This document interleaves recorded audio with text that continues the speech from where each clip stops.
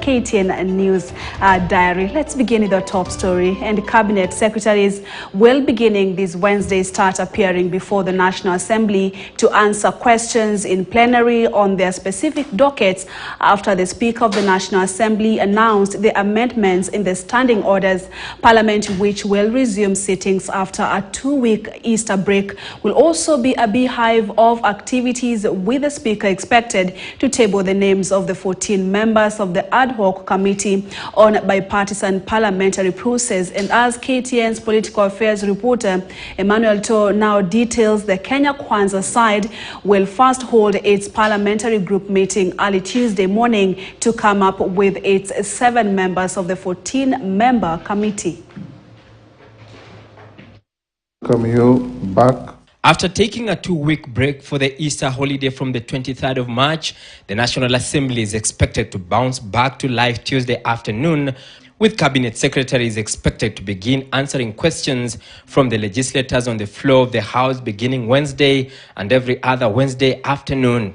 With respect to requests to consider amending the standing orders to strengthen parliamentary oversight of the executive, the legislators are expected to write down their questions and present them to the clerk of the National Assembly, who will then collate them and share both to the Speaker and to the CS.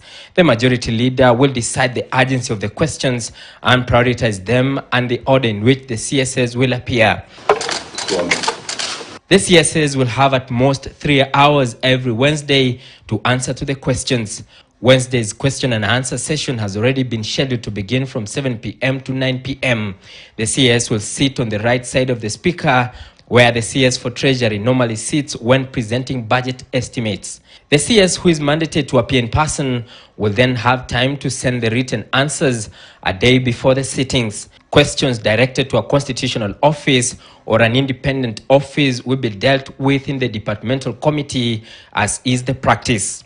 While announcing the new changes, the Speaker of the National Assembly, Moses Wetangula, said the amendment, which took effect on 23rd March this year, following the amendment of Standing Order number 43A, will ensure accountability of government. Embrace science, and to know, Mr. Speaker, that science is moving on.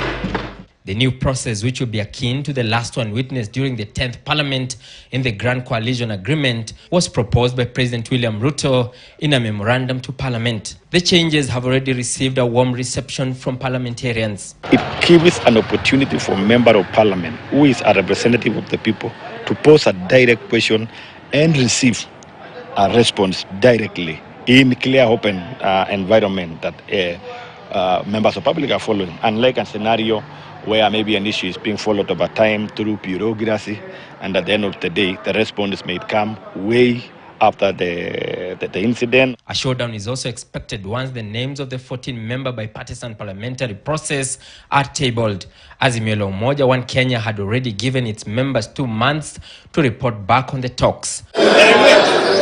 Battle lines have been drawn in the sand as the Kenya Kwanza top brass maintained that Raila Odinga must first acknowledge William Ruto as president before any engagements begin.